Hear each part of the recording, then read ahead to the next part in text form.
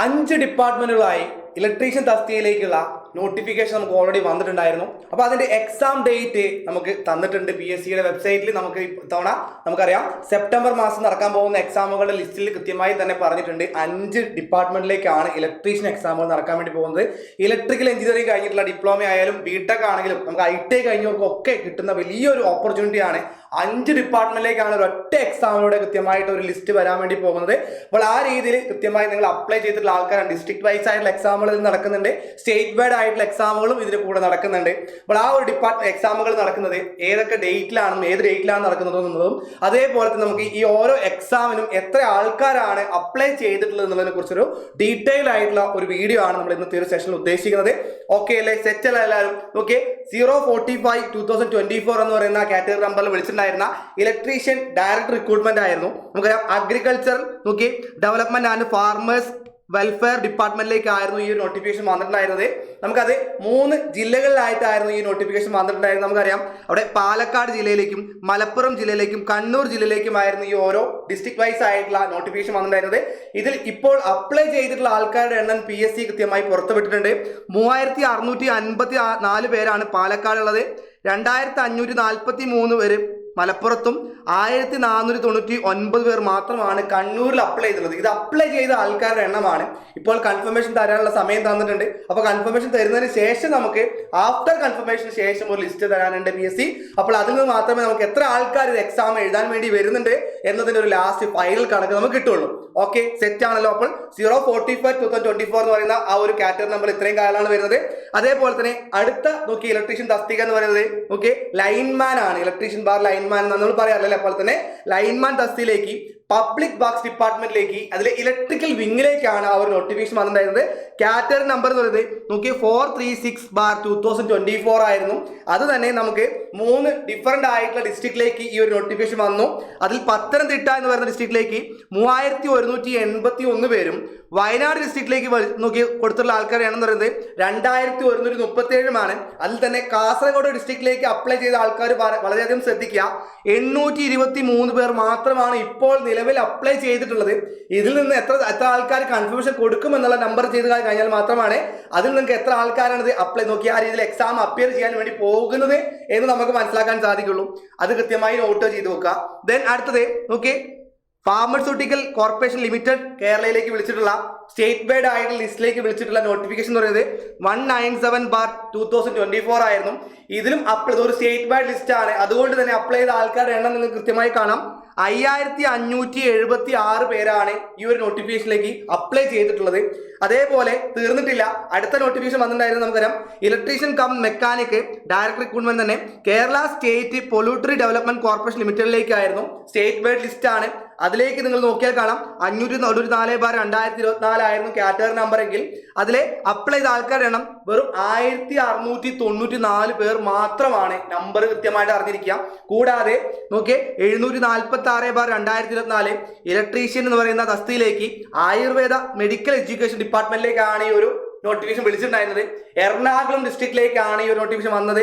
7438 പേര് അതിലേക്ക് അപ്ലൈ ചെയ്തിട്ടുണ്ട്. അപ്പോൾ ഇത് തന്നെ നിങ്ങൾ നോക്കിയാൽ കഴിഞ്ഞാൽ കാണാം നിങ്ങൾ അപ്ലൈ ചെയ്തിട്ടുള്ള കാറ്റഗറി നമ്പർ ഏതാണെന്ന് നിങ്ങൾ പ്രൊഫൈൽ നോക്കി ഉറപ്പുവരുത്തുക. ഏത് ഡിസ്ട്രിക്റ്റ് ആണെന്ന് കൊടുത്തുള്ളത് നോക്കിയിട്ട് നിങ്ങൾ എന്ത് ചെയ്യുക മക്കളെ, കൃത്യമായി തന്നെ അതിലൊരു പഠനം കൃത്യമായി സ്റ്റാർട്ട് ചെയ്തോളാം.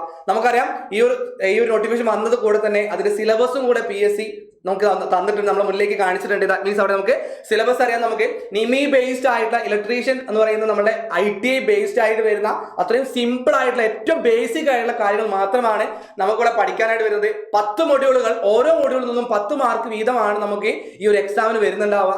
വളരെ സിമ്പിൾ ആയിട്ട് തന്നെ നമുക്ക് സ്കോർ ചെയ്യാൻ പറ്റുന്നതായിട്ട് തന്നെ ആ ഒരു എക്സാം ആയിരിക്കും എന്നുള്ളത് സംശയമില്ല. പക്ഷേ നിങ്ങൾ ശ്രദ്ധിക്കേണ്ടത് നമുക്ക് എല്ലാവരും ഇത്രത്തോളം ഈ രീതിയിലുള്ള ഒരു കോമ്പറ്റീഷൻ നമ്മുടെ മുന്നിൽ ഉണ്ടെങ്കിൽ പോലും എല്ലാവരും നന്നായിട്ട് പഠിക്കുന്നുണ്ട്. അപ്പോൾ ആ ലെവലിൽ തന്നെ നമ്മൾ പഠിച്ചിരിക്കണം. ഒരു മിനിമം നമുക്കൊരു 90+ മാർക്ക് സ്കോർ ചെയ്യാൻ പറ്റണം.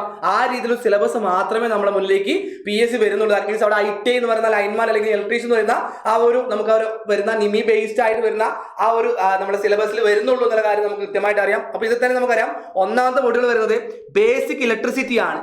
ബേസിക് ഇലക്ട്രിസിറ്റി എന്ന് പറയുന്നത് വളരെ ബേസിക് ആയിട്ടുള്ള എന്താണ് കറണ്ട്, എന്താണ് വോൾട്ടേജ് തുടങ്ങിയുള്ള കാര്യങ്ങളൊക്കെ പറയുന്ന രീതിയിൽ, അതുപോലെ കണ്ടക്ടർ എന്താണ്, ഇൻസുലേറ്റർ എന്താണ്, നോക്കി ആ രീതിയിൽ കുറെ കണ്ടക്ടേഴ്സ് നമുക്കറിയാം. ആ കണ്ടക്ടർ തന്നെ ഏതൊക്കെയാണ് ഏറ്റവും നല്ല ഗുഡ് കണ്ടക്ടർ എന്ന് പറയുന്നത്, ആ രീതിയിലുള്ള ചോദ്യങ്ങളൊക്കെയാണ് നമുക്ക് ചോദിക്കാറുള്ളത്. അപ്പോൾ അങ്ങനെ വളരെ ബേസിക് ആയിട്ടുള്ള കാര്യങ്ങൾ പഠിച്ചു കഴിഞ്ഞാൽ തന്നെ നമുക്ക് 10 മാർക്കാണ് കിട്ടുക.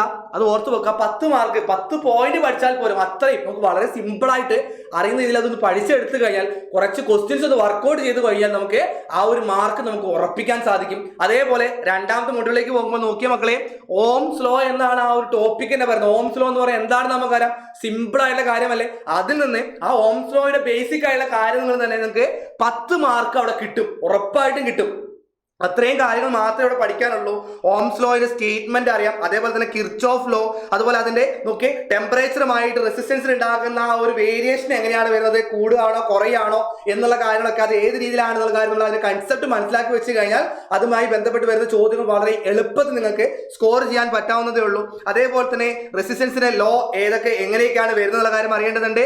ഡിഫറെന്റ് ടൈപ്സ് ഓഫ് സെല്ലുകൾ ഏതൊക്കെയാണെന്നും ആ ഗ്രൂപ്പിംഗ് ഓഫ് സെൽസ് എങ്ങനെയാണ് വരുന്നത് എന്നുള്ള കാര്യങ്ങളൊക്കെ നമുക്ക് അറിയേണ്ടതായിട്ടുണ്ട്. ബക്ലിംഗ്, സെഡിമെന്റേഷൻ എന്ന് പറയുന്നത് എന്താണ്, അതിന്റെ കൺസെപ്റ്റ് എന്താണെന്നുള്ള കാര്യം നമ്മൾ മനസ്സിലാക്കി വെച്ച് കഴിഞ്ഞാൽ 10 മാർക്ക് അവിടെയും കിട്ടും. വളരെ സിമ്പിൾ ആയിട്ട് തന്നെ ഈ 2 മൊഡ്യൂള് ഏറ്റവും എളുപ്പത്തിൽ സ്കോർ ചെയ്യാൻ പറ്റുന്ന കാര്യങ്ങൾ മാത്രമേ നമ്മുടെ സിലബസിൽ എടുത്തു പറഞ്ഞിട്ടുള്ളൂ എന്ന കാര്യം കൃത്യമായി ഓർത്ത് വെക്കാതെ, മൂന്നാമത്തെ മൊഡ്യൂളിലേക്ക് പോകുമ്പോൾ അവിടെയും 10 മാർക്ക് മാഗ്നറ്റിസം ആണ് നമ്മൾ ചാപ്റ്റർ ആയിട്ട് വരുന്നത്, അല്ലെങ്കിൽ മൊഡ്യൂൾ ആയിട്ട് വരുന്നത്. അതിൽ വളരെ സിമ്പിൾ ആയിട്ട് പറയുന്നുണ്ട്. നോക്കിയ മാഗ്നറ്റിക് പ്രോപ്പർട്ടീസ് എന്താണ്, അതുപോലെ പാരാഡൈനാമിക് നോക്കി, അതുപോലെ തന്നെ ഫെറോ മാഗ്നറ്റിക് മെറ്റീരിയൽ ഏതാണ്, അതിന്റെ എക്സാമ്പിൾ എന്തൊക്കെയാണ് എന്നുള്ള കാര്യങ്ങളൊക്കെ നമുക്ക് അവിടെ നിന്ന് മനസ്സിലാക്കേണ്ടതായിട്ടുണ്ടാവും. ഇലക്ട്രോ മാഗ്നറ്റിസം എന്ന് പറയുന്നത് എന്താണ്, ഫ്ലെമിങ്സ് റൈറ്റ് ലെഫ്റ്റ് റൂളുകൾ വളരെ സിമ്പിൾ ആയിട്ട് നമുക്ക് ഓർത്ത് വെക്കാൻ പറ്റുന്ന, അല്ലെങ്കിൽ അതിന്റെ കൺസെപ്റ്റ് ഒന്ന് മനസ്സിലാക്കി വെച്ച് കഴിഞ്ഞാൽ വളരെ ബേസിക് ആയിട്ടുള്ള ചോദ്യങ്ങളാണ്. അപ്പോൾ ആ രീതിയിൽ ആ കാര്യം ഒന്ന് മനസ്സിലാക്കി വെച്ച് കഴിഞ്ഞാൽ നിങ്ങൾക്ക് എളുപ്പത്തിൽ സ്കോർ ചെയ്യാവുന്നതേ ഉള്ളൂ. ആ ഒരു 10 മാർക്കാണ് നമുക്ക് അവിടെ നിന്നും വരാൻ വേണ്ടി പോകുന്നത്, ക്ലിയർ ആക്കാൻ പറ്റുന്നത് അല്ലേ. ദെൻ അതേപോലെ നമുക്കറിയാം ഫാരഡേസിന്റെ ലോയും ലെൻസ് ലോയും, നമുക്ക് ലെൻസസ് ലോയും, അതുപോലെ തന്നെ നോക്കി കപ്പാസിറ്റർ, അതിന്റെ ടൈപ്പ്, അത് എന്തൊക്കെയാണ് അതിന്റെ ഫംഗ്ഷൻസ് വരുന്നത് തുടങ്ങിയുള്ള കാര്യങ്ങളൊക്കെ നമുക്ക് അവിടെ നിന്ന് സെറ്റ് ആക്കി ക്ലിയർ ആക്കി എടുത്തു കഴിഞ്ഞാൽ നമുക്ക് കിട്ടും 10 മാർക്ക്. ഉറപ്പാണ് മക്കളെ, ക്ലിയർ ആയിട്ട് സിമ്പിൾ ആയിട്ട് മാർക്ക് സ്കോർ ചെയ്യാവുന്നതേ ഉള്ളൂ. അതേപോലെ തന്നെ ഓൾട്ടർനേറ്റീവ് കറന്റ് ആൻഡ് എർത്തിങ് എന്ന് പറയുന്നതാണ് നമ്മൾ 4ാമത്തെ മൊഡ്യൂളായിട്ട് വരുന്നത്. അവിടെയും 10 മാർക്ക് തന്നെ ചോദിക്കുക. ഓൾട്ടർനേറ്റീവ് കറന്റ് എന്താണെന്നും എർത്തിങ്, ദാറ്റ് മീൻസ് എർത്തിങ് എന്താണെന്നും, അതുപോലെ തന്നെ types of wiring both domestic and industrial, അത് എങ്ങനെയൊക്കെയാണ് വരിക എന്നുള്ളതും, അതിന് ഗ്രേഡ് കേബിൾ നമ്മൾ ഗ്രേഡ് ചെയ്തുള്ളത് എങ്ങനെയാണെന്നും, അതുപോലെ തന്നെ വയറും തമ്മിലുള്ള ആ ഒരു രീതിയിലുള്ള ഗ്രേഡിങ് എങ്ങനെയാണുള്ള കാര്യങ്ങളൊക്കെ നമുക്ക് അവിടെ നിന്ന് അറിയേണ്ടതായിട്ടുണ്ട്. കറണ്ട് റേറ്റിംഗും, അതുപോലെ തന്നെ നോക്കിയേ മെഗർ യൂസ് ചെയ്തുകൊണ്ടുള്ള ടെസ്റ്റിങ്ങും എങ്ങനെയാണ് ചെയ്യുക, അതിന്റെ ഇൻസ്റ്റലേഷൻ എങ്ങനെയാണ് ചെയ്യുക എന്നുള്ളതിനെ കുറിച്ചൊക്കെ നമുക്ക് അവിടെ വളരെ കൃത്യമായിട്ട് അറിയേണ്ടതുണ്ട്, മനസ്സിലാക്കി വെക്കേണ്ടതുണ്ട്. അപ്പോൾ അവിടെ നിന്ന് നമുക്ക് കിട്ടും. അതിന് നമുക്ക് വരുന്നുണ്ടാവും വെയിറ്റേജ് 10 മാർക്ക് തന്നെയാണ്. ദെൻ അടുത്ത 5ാമത്തെ മൊഡ്യൂളിലേക്ക് വരുമ്പോൾ DC മെഷീൻസ് ആണ്. DC മെഷീൻസ് എന്ന് പറയുന്നത് നമുക്കറിയാം DC ജനറേറ്റർ, അതിന് ടൈപ്പുകൾ വേണ്ടി വരും, അതുപോലെ അതിന് EMF ഇക്വേഷൻ വേണ്ടി വരും. ദെൻ അവിടെ നമുക്കറിയാം സീരീസ് ആയിട്ടുള്ള DC ജനറേറ്റേഴ്സും, അതുപോലെ തന്നെ നോക്കി ഷണ്ട് കോമ്പൗണ്ട് ജനറേറ്ററും, അത് എന്താണെന്നും അതിന്റെ ആപ്ലിക്കേഷൻ എവിടെ വരും എന്നുള്ള കാര്യങ്ങളൊക്കെയാണ് ചോദിച്ച് കണ്ടിട്ടുള്ളത്. നമുക്ക് അറിയുന്ന കാര്യമല്ലേ. അതിന് ഏറ്റവും ബേസിക് ആയിട്ടുള്ള കാര്യങ്ങൾ വളരെ സിമ്പിൾ ആയിട്ട് അതിന്റെ ഫിഗർ ഒക്കെ വരച്ച് മനസ്സിലാക്കിയിട്ട് അതിൽ ഓരോ പാർട്സും ആ പാർട്സുകൾ അതിന്റെ ഫംഗ്ഷൻസ് എന്തൊക്കെയാണ് വരുന്നത് എന്നുള്ളത് കൃത്യമായിട്ട് നമുക്ക് അറിയേണ്ടതായിട്ടുണ്ട്. അതേപോലെ തന്നെ DC മോട്ടർ, DC മെഷീൻ എന്ന് പറയുമ്പോൾ DC ജനറേറ്റർ മാത്രമല്ല DC മോട്ടർ അവിടെ ഉണ്ടാകും. അപ്പോൾ DC മോട്ടറിലേക്ക് വരുമ്പോൾ DC മോട്ടർ നമ്മൾ ഇതേപോലെ തന്നെ ഏതൊക്കെ ടൈപ്പിലാണ് വരിക എന്നുള്ളതും, ആ DC മോട്ടർ ഓരോ ആപ്ലിക്കേഷൻ എവിടേക്കാണ് യൂസ് ചെയ്യുന്നത് എന്നുള്ളതും വളരെ ക്ലിയർ ആയിട്ട് തന്നെ നമ്മൾ മനസ്സിലാക്കി വെക്കണം, സെറ്റ് ആക്കി എടുക്കണം. അവിടെ നമുക്ക് ഈ രീതിയിൽ തന്നെ അവിടെ കൃത്യമായി നമുക്ക് ഓരോ ആപ്ലിക്കേഷൻ, നമുക്ക് ഓരോ ടൈപ്പ് മോട്ടറാണ് യൂസ് ചെയ്യുക, സീരീസ് ആകാം ഷണ്ട് ആകാം, നമ്മൾ കൃത്യമായി പഠിച്ചു കഴിഞ്ഞാൽ അവിടെ നമുക്ക് ആ ഒരു 10 മാർക്കിന്റെ ചോദ്യങ്ങൾ വളരെ എളുപ്പത്തിൽ സ്കോർ ചെയ്യാവുന്നതുള്ളൂ. അതേപോലെ അടുത്ത മൊഡ്യൂളിലേക്ക് വരുന്നത് മൊഡ്യൂൾ 6 ആണ്. AC മോട്ടറും അതുപോലെ തന്നെ സിംഗിൾ ഫേസ് ആൻഡ് 3 ഫേസ് മോട്ടോഴ്സിനെ കുറിച്ചും കുറച്ചൊന്ന് ഡെപ്തിലേക്ക് നമ്മൾ കുറച്ചുകൂടി നേരത്തെ പഠിച്ചതിനേക്കാൾ ഒന്ന് മാറി കുറച്ചൊന്ന് റാങ്ക് മേക്കിംഗ് ആയിട്ട് വരുന്നുണ്ടാവുക ഈ ഭാഗത്ത് ചോദ്യങ്ങളായിരിക്കും. കാര്യം ഇത് എല്ലാവർക്കും പെട്ടെന്നൊന്നും സ്കോർ ചെയ്യാൻ പറ്റില്ല. അപ്പോൾ ആ രീതിയിൽ ഒന്ന് കൃത്യമായി ഒന്ന് പഠിച്ചെടുത്തു കഴിഞ്ഞാൽ ഓൾറെഡി നമ്മൾ പഠിച്ചിട്ടുള്ള ബേസിക് ആയിട്ടുള്ള ക്ലാസ്സുകൾ നിന്ന് ചെയ്യാൻ പറ്റൂടാ. നമുക്ക് ഈ രീതിയിൽ കൃത്യമായി ഇതിന്റെ ഓരോ പോയിന്റുകൾ നമുക്ക് കിട്ടുന്നതായിരിക്കും. അവിടെ നമുക്ക് വെയിറ്റേജ് തന്നിട്ടുള്ളത് 10 മാർക്ക് തന്നെയാണ്. അതും കൃത്യമായി തന്നെ ക്ലിയർ ചെയ്തെടുക്കാം. ദെൻ 7ാമത്തെ മൊഡ്യൂളിലേക്ക് വരുമ്പോഴും ഇൻസ്ട്രുമെന്റ്സും അതുപോലെ തന്നെ ട്രാൻസ്ഫോമേഴ്സും ആണ് വരുന്നത്. അവിടെ നമ്മൾ ഈ പറഞ്ഞ രീതിയിൽ തന്നെ ഏതൊക്കെ രീതിയിലാണ് ഇൻസ്ട്രുമെന്റ്സ് വരുന്നത്, മെഷറിംഗ് ഇൻസ്ട്രുമെന്റ്സ് ഏതൊക്കെയാണ്, അതിന്റെ ഓരോന്നിനും ടൈപ്പ് എങ്ങനെയൊക്കെയാണ്, എന്താണ് അത് യൂസ് ചെയ്യുന്നത്, അല്ലെങ്കിൽ അതിന്റെ ആപ്ലിക്കേഷൻസ് വരുന്ന എല്ലാം കാര്യം നമ്മളോട് കൃത്യമായി അറിയേണ്ടതായിട്ടുണ്ട്. അതേപോലെ നോക്കി 8ാമത്തെ മൊഡ്യൂളിലേക്ക് വരുന്നത് ഇലിമിനേഷൻ ആൻഡ് ബേസിക് ഇലക്ട്രോണിക്സ് ആണ്. നമുക്കറിയാം ഇലക്ട്രീഷ്യന്റെ കൂടെ തന്നെ കുറച്ച് കാര്യം നമുക്ക് ഇലക്ട്രോണിക്സിന്റെ കാര്യങ്ങൾ പഠിക്കാനായിട്ടുണ്ടാകും. അപ്പോൾ അവിടെ നമ്മൾ ആ ഇലക്ട്രോണിക്സിന്റെ ഏറ്റവും ബേസിക് ആയിട്ടുള്ള കാര്യങ്ങൾ എന്തൊക്കെയാണ്, അതിന്റെ ഇലുമിനേഷൻ എന്ന് പറയുന്ന ആ ഫിനോമിന എന്താണ്, അത് എന്തൊക്കെയാണ്, എങ്ങനെയൊക്കെയാണ് വരിക എന്നുള്ള കാര്യങ്ങൾ നമുക്ക് അറിയേണ്ടതായിട്ടുണ്ട്. അതുപോലെ സെമി കണ്ടക്ടർ ക്യാരക്ടേഴ്സ് എന്ന് പറയുന്ന നോക്കിയ ഒരു ടോപ്പിക്, ദാറ്റ് മീൻസ് അവിടെ പി ടൈപ്പ് എൻ ടൈപ്പ് എന്ന് പറയുന്നതും അതുപോലെ തന്നെ ഡയോഡിന്റെ ക്ലാസിഫിക്കേഷൻസ്, റെക്ടിഫയർ, ട്രാൻസിസ്റ്റർ തുടങ്ങിയിട്ടുള്ള അതൊക്കെ വളരെ ബേസിക് ആയിട്ടുള്ള കാര്യം, എന്താണ് അല്ലെങ്കിൽ ഏതൊക്കെ ടൈപ്പിലുണ്ട് എന്നുള്ളതിനെ കുറിച്ചൊക്കെയാണ് നമുക്ക് ചോദിക്കുകയുള്ളൂ. ഡയറക്റ്റ് ആയിട്ടുള്ള ചോദ്യങ്ങൾ തന്നെയാണ് ചോദിച്ച് കണ്ടിട്ടുള്ളത്. അപ്പോൾ അവിടെ നിന്ന് നമുക്കറിയാം നമ്മൾ ഇപ്പോഴത്തെ ഒരു അവസ്ഥ എന്ന് പറയുന്നത് നമുക്കറിയാം വളരെ കൃത്യമായി നമ്മുടെ സ്റ്റേറ്റ്മെന്റ് ടൈപ്പ് ക്വസ്റ്റ്യൻസ് ഒക്കെ അവിടേക്ക് വന്നു കിടന്നിട്ടുണ്ട്. അപ്പോൾ നമ്മൾ ഏതെങ്കിലും ഒരു ടോപ്പിക് വിട്ട് കഴിഞ്ഞാൽ നമുക്ക് അറിയുന്ന ടോപ്പിക് ആണെങ്കിൽ പോലും അതിന്റെ കൂടെ തന്നെ നമുക്ക് ഈ രീതിയിൽ ഒരു സ്റ്റേറ്റ്മെന്റ് ടൈപ്പ് വന്നു കഴിഞ്ഞാൽ നമുക്ക് ആൻസർ ചെയ്യാൻ പറ്റാതെ വരും. അത് ഒഴിവാക്കാനായിട്ട് എല്ലാം പഠിക്കണം, എല്ലാ കാര്യങ്ങളും നമുക്ക് 100% സിലബസ് നമ്മൾ കവർ ചെയ്തിരിക്കണം. ദെൻ 9th അതുപോലെ 10th മൊഡ്യൂളിൽ നമുക്ക് വരുന്നത് 9th വരും പവർ ജനറേഷൻ ആണ്. ആ സോഴ്സ് ഓഫ് എനർജി ഏതാണെന്നും various types of power generation ഏതൊക്കെയാണ്, അതിന്റെ ടൈപ്സും അതിനെ ബന്ധപ്പെട്ടുള്ള കാര്യങ്ങളാണ്. അതും 10 മാർക്കൊക്കെയാണ്. നമ്മൾ ഏറ്റവും ചെറിയ സിമ്പിൾ ആയിട്ട് പഠിക്കുന്ന കാര്യങ്ങൾ അവിടെ പഠിക്കുന്നുള്ളൂ. 10 മാർക്ക് അവിടെ സിമ്പിൾ ആയിട്ട് നേടിയെടുക്കാന്നുള്ളൂ. അതുപോലെ തന്നെ ട്രാൻസ്മിഷനിലേക്ക് വരുന്ന സമയത്ത് നമുക്ക് ഏതൊക്കെ രീതിയിലാണ് ട്രാൻസ്മിറ്റ് ചെയ്തു പോകുന്നത്, അതുപോലെ AC DC ട്രാൻസ്മിഷൻ ഏതൊക്കെ രീതിയിലാണ്, AC ആണെങ്കിൽ എങ്ങനെ, DC ആണെങ്കിൽ എങ്ങനെ, അതിന് നോക്കി അത് നമ്മൾ കമ്പാരിസൺ എങ്ങനെയാണ് തുടങ്ങിയ കാര്യങ്ങൾ അവിടെ കൃത്യമായിട്ട് നമുക്ക് അറിയേണ്ടതായിട്ടുണ്ട്, മനസ്സിലാക്കി വെക്കേണ്ടതായിട്ടുണ്ട്, ക്ലിയർ ആയിട്ട് ഓർക്കുക. അപ്പോൾ ഇതാണ് നമ്മളെ ബേസിക് ആയിട്ട് വരുന്ന നമ്മുടെ സിലബസ് എന്ന് പറയുന്നത്. ടോട്ടൽ 100 മാർക്കാണ് വരിക അല്ലെ. 100 മാർക്കിൽ 10 മാർക്കിന്റെ 10 മൊഡ്യൂൾ വീതമാണ് നമ്മുടെ ക്വസ്റ്റ്യൻസ് വരുന്നുണ്ടാവുക. വളരെ സിമ്പിൾ ആയിട്ട് വരുന്ന സിലബസ് ആണെങ്കിൽ ഇവിടെ നെഗറ്റീവ് വരാനുള്ള സാധ്യത കൂടുതലാണ്. കാരണം അത്രയും ബേസിക് ആയിട്ടുള്ള കാര്യമായതുകൊണ്ട് തെറ്റിപ്പോകാനുള്ള ചാൻസസ് കൂടുതലായിരിക്കും. അപ്പോൾ നമുക്ക് ഇവിടുന്ന് കൃത്യമായി നമ്മുടെ ടോപ്പിക് വൈസ് ആയിട്ടുള്ള കാര്യങ്ങൾ പഠിച്ചുകൊണ്ട് ആ ടോപ്പിക്കിൽ നിന്നുള്ള ക്വസ്റ്റ്യൻസ് മാക്സിമം ചെയ്ത് ഒരു സബ്ജക്ട് എടുത്ത് ആ സബ്ജക്റ്റിലെ ക്വസ്റ്റ്യൻസ് മാക്സിമം ചെയ്ത് അതിനുശേഷം നമുക്ക് എന്ത് ചെയ്യണം, കൃത്യമായി നമ്മുടെ 100 മാർക്കിന്റെ എല്ലാ സബ്ജക്റ്റും കൂടെ വരുന്ന രീതിയിലുള്ള ഒരു ചോദ്യങ്ങളൊക്കെ ചെയ്ത് പ്രാക്ടീസ് ചെയ്ത് ഏറ്റവും കൂടുതൽ പ്രാക്ടീസ് ചെയ്ത് വേണം നമുക്ക് സെറ്റാക്കി എടുക്കാൻ, ക്ലിയർ ആക്കി എടുക്കാൻ. അപ്പോൾ ഈ പറഞ്ഞിട്ടുള്ള 5 തസ്തികയിലേക്കും 5 പോസ്റ്റിലേക്കുമായിട്ട് ഒരൊറ്റ കോമൺ ടെസ്റ്റ് ആയിട്ടാണ് PSC നടത്താനായിട്ട് ഉദ്ദേശിക്കുന്നത്. അപ്പോൾ ആ രീതിയിൽ നമുക്കറിയാം ഈ ഒരു എക്സാം നടക്കുന്നതോടുകൂടി നമുക്ക് ആ ഒരു രീതി നോക്കി ഡിഫറെന്റ് ആയിട്ട് 5 പോസ്റ്റിലേക്ക് ഡിഫറെന്റ് ആയിട്ടുള്ള റാങ്ക് ലിസ്റ്റുകൾ തന്നെയാണ് വരുന്നുണ്ടാവുക. നമുക്കറിയാം ഓൾറെഡി ഈ പറഞ്ഞ രീതിയിൽ ഇങ്ങനെ വരുന്ന സമയത്ത് നമുക്ക് എല്ലാവരും അങ്ങോട്ടും ഇങ്ങോട്ടൊക്കെ വരുന്ന ലിസ്റ്റ് ആയിരിക്കും. അപ്പോൾ അതുകൊണ്ട് തന്നെ നിങ്ങൾ ഒന്ന് നന്നായി നോക്കിക്കഴിഞ്ഞാൽ നിങ്ങൾ ആഗ്രഹിക്കുന്ന രീതിയിലുള്ള ഒരു ജോബ് ഉറപ്പായിട്ട് നിങ്ങൾക്ക് ഈ ഒരു പോസ്റ്റിൽ തന്നെ നിങ്ങൾക്ക് നേടിയെടുക്കാവുന്നതുള്ളൂ. ഈ ഒരു ഒറ്റ ചാൻസിൽ നമുക്ക് വരാൻ വേണ്ടി പോകുന്ന എക്സാമിന്റെ ഡേറ്റ് എന്ന് പറയുന്നത് കൃത്യമായിട്ട് ഓർത്തിരിക്കുക മക്കളെ. നോക്കിയേ, കൃത്യമായിട്ട് ഓർത്തിരിക്കുക. 26/9/2025 ഈ ഒരു എക്സാം നടക്കാനായിട്ട് പോകുന്നത്. എക്സാം ഡേറ്റ് എന്ന് പറയുന്നത് 26/9/2025 ആണ്. അതോടൊപ്പം തന്നെ ഓർത്തിരിക്കേണ്ട കാര്യം, നമുക്കറിയാം എക്സാം എഴുതുന്നതിന് മുന്നേ നമ്മൾ അതിന് കൺഫർമേഷൻ കൊടുക്കേണ്ടതുണ്ട്. കൺഫർമേഷൻ കൊടുക്കാനുള്ള ലാസ്റ്റ് ഡേറ്റ് എന്ന് പറയുന്നത് നോക്കിയേ 12/7/2025 ആണ് എന്നുള്ളതും ഓർത്തിരിക്കുക. കൺഫർമേഷന്റെ ലാസ്റ്റ് ഡേറ്റ് എന്ന് പറയുന്നത് 12/7/2025 ആണ്.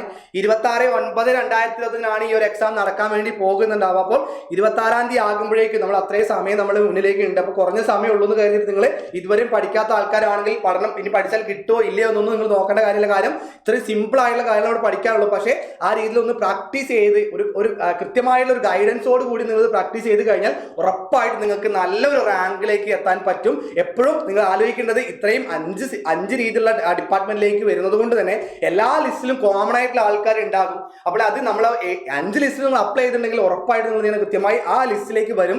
ആ ലിസ്റ്റിൽ വന്ന് നമുക്ക് ഇഷ്ടമുള്ള ജോലി സെലക്ട് ചെയ്യാൻ പാകത്തിലേക്ക് നിങ്ങൾ ആ രീതിയിൽ അപ്പോൾ കുറേ ആൾക്കാർക്ക് അഡ്വൈസ് വരാനുള്ള സാധ്യത ഇവിടെ കാണുന്നുണ്ട്. അപ്പോൾ ആ രീതിയിൽ നിങ്ങൾ എന്ത് ചെയ്യുക, അത് നല്ലൊരു ഓപ്പർച്യൂണിറ്റി കണ്ടിട്ട് തന്നെ നിങ്ങൾ എന്ത് ചെയ്യുക, പഠിക്കാനായിട്ട് നോക്കുക, സെറ്റാക്കി പഠിക്കുക. അപ്പോൾ ആ രീതിയിൽ കൃത്യമായി പഠിക്കാൻ വേണ്ടി നമ്മളെ സൈലം ടെക്നിക്കലിൽ നമുക്ക് ഇലക്ട്രീഷ്യന് വേണ്ടി അപ്പോൾ ഈ രീതിയിൽ എല്ലാ നോക്കി വളരെ ബേസ് ആയിട്ടുള്ള ക്ലാസ്സുകൾ തൊട്ട് അപ്പോൾ ആ രീതിയിൽ നിങ്ങളെ സെറ്റാക്കി നല്ല രീതിയിൽ നിങ്ങളെ ടോപ്പിക് വൈസ് ആയിട്ടുള്ള ടെസ്റ്റുകൾ ചെയ്യിപ്പിച്ച് അതുപോലെ സബ്ജക്ട് വൈസ് ആയിട്ടുള്ള ടെസ്റ്റുകൾ ചെയ്യിപ്പിച്ച് അതിൽ നിന്ന് നിങ്ങൾ കൃത്യമായി 100 മാർക്കിന്റെ മോക്ക് ടെസ്റ്റുകളൊക്കെ നിങ്ങൾ കൃത്യമായി തന്നുകൊണ്ട് തന്നെ ഈ ഒരു എൻറ്റയർ സിലബസ് നിങ്ങളിലേക്ക് എത്തിക്കുന്നത് വളരെ അത്രയും അടിപൊളി ആയിട്ടുള്ള ഫാക്കൽറ്റീസിന്റെ ഒരു പൂള് തന്നെ നമ്മുടെ കയ്യിലുണ്ട്. അപ്പോൾ ആ രീതിയിലുള്ള ആൾക്കാർ തന്നെയാണ് നിങ്ങൾക്ക് ക്ലാസ് എടുക്കുന്നുണ്ടാവുക. അപ്പോൾ അത്രയും നല്ല ക്ലാസ്സുകൾ ഒക്കെ നിങ്ങൾക്ക് ഇവിടെ ഇത്രയും നല്ല കുറഞ്ഞ ഫീസിലായിരിക്കും നിങ്ങൾക്ക് ഈ ഒരു കോഴ്സ് കിട്ടുന്നുണ്ടാവുക. അപ്പോൾ എല്ലാവരും എന്ത് ചെയ്യുക, ഈ ഒരു ഇതുവരെ നിങ്ങൾ ഒരു കോഴ്സും എടുത്തിട്ടില്ല എന്നുണ്ടെങ്കിൽ നിങ്ങൾ പെട്ടെന്ന് തന്നെ വേഗത്തിൽ തന്നെ പോവുക. നോക്കി ഈ കാണുന്ന ഈ നമ്പറിലേക്ക് വിളിച്ച് അഡ്മിഷൻ ഉറപ്പ് വരുത്തിക്കൊണ്ട് എന്ത് ചെയ്യുക, നിങ്ങൾ കൃത്യമായിട്ട് ക്ലാസ്സുകൾ കണ്ട് നിങ്ങൾ ആഗ്രഹിക്കുന്ന ആ ഒരു സ്വപ്ന ജോലിയിലേക്ക്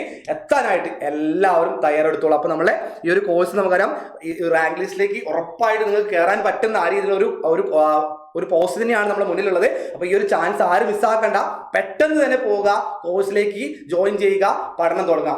okay, all the best and thank you all.